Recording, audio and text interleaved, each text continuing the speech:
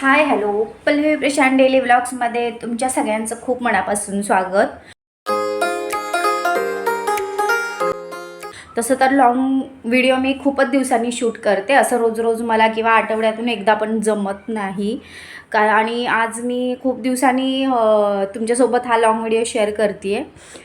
तर आजच सकाळी आम्ही गावावरून आलो होतो आणि मला वाटतं आम्ही सकाळी 5:30 वाजता पोचलो आणि रात्रभर काय आम्हाला अजिबात आराम करायला भेटलेला नाही आहे.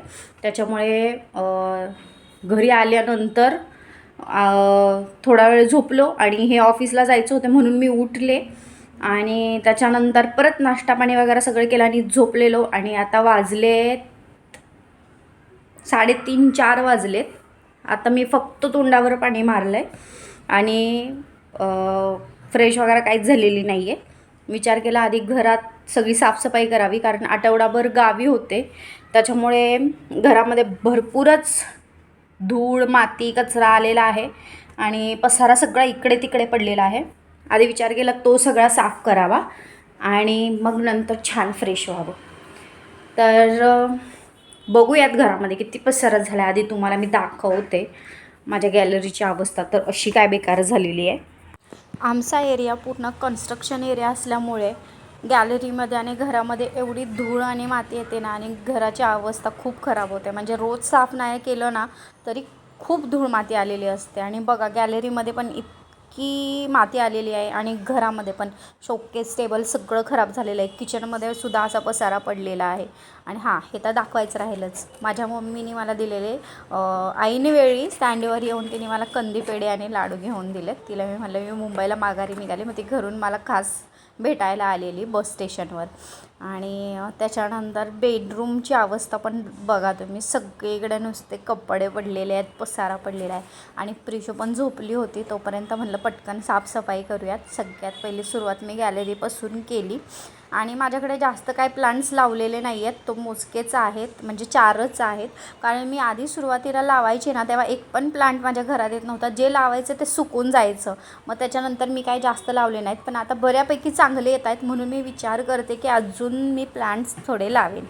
आणि मग त्याच्यानंतर मी पूर्ण घर झाडून घेतलं आधी आणि गॅलरी स्वच्छ पाण्याने धुवून घेतली.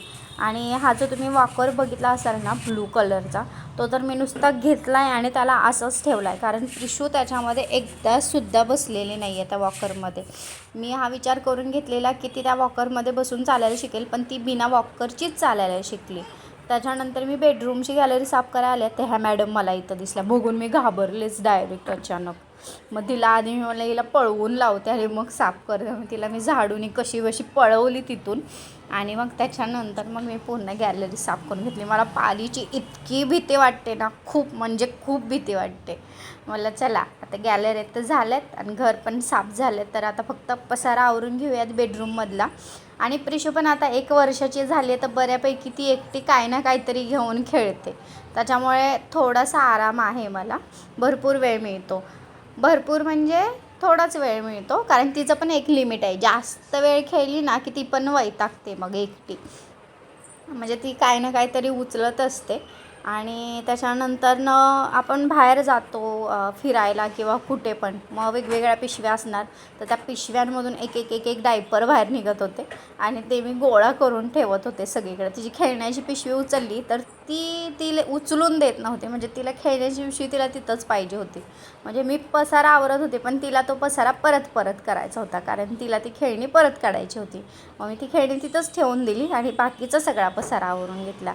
धुवायचे कपडे, धुतलेले कपडे सगळे वेगळे करून घेतले आणि व्यवस्थित बेड सेट केला. आजकाल मला बेड असाच लावायला लागतो आहे, ती बसलेली असताना, तिची खेळणी असताना, कारण ती काय तिथून उठायला मागत नाही. त्याच्यानंतर मला असा डाऊट आला की हिने शी केली की काय. तिला ये बोलते तरी येत नव्हते, मग ती बघितलं तर तिने शी केलेली. आता तिचं दात यायला लागलेत ना, त्याच्यामुळे ती भरपूर प्रमाणात शी करते, म्हणजे दिवसातून 10 ते 12 वेळा करते. आणि त्याच्यानंतर मग तिचं शी साफ करायचं, तिला परत डायपर घालायचं, हे खूप मोठं टास्क असतं माझ्यासमोर, कारण ती अजिबात शांत बसत नाही.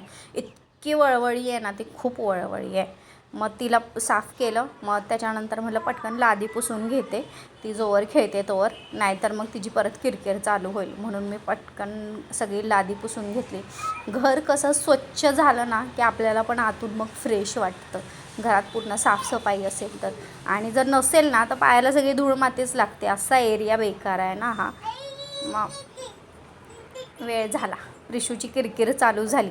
आता हिला थोडा वेळ तरी घेऊन बसावं लागणार आणि तिच्याशी थोडंसं खेळावं लागणार, कारण तिला पण वेळ देणं हे खूप महत्त्वाचं आहे. म्हणून मी माझी सगळी कामं आता साईडला ठेवून देणार आहे, कारण बऱ्यापैकी झालं आहे. काय फक्त कपडे वगैरेच तर ठेवायचे आहेत, कपडे धुवायला लावायचे आहेत. मला थोडा वेळ तिला घेऊन बसते, म्हणजे तिला पण बरं वाटेल. कारण त्या तिच्या दोघी पण बहिणी, म्हणजे तिची ताई आणि दीदी आहेत गावाला उन्हाळ्याच्या सुट्ट्यासाठी, तिकडेच राहिलेल्या आहेत. म्हणून तिला खूप एकटं एकटं वाटत होतं, म्हणून मी तिच्यासोबत थोडा वेळ खेळत बसले. मग तिला पण बरं वाटलं. त्याच्यानंतर मी गावावरून थोडेसे धुवायचे कपडे घेऊन आलेली अशीच गुंडाळून, कारण शेवटच्या दिवसाचे कपडे धुता नव्हते आले. म्हटलं ते कपडे पण काढून घेते बॅगेतून.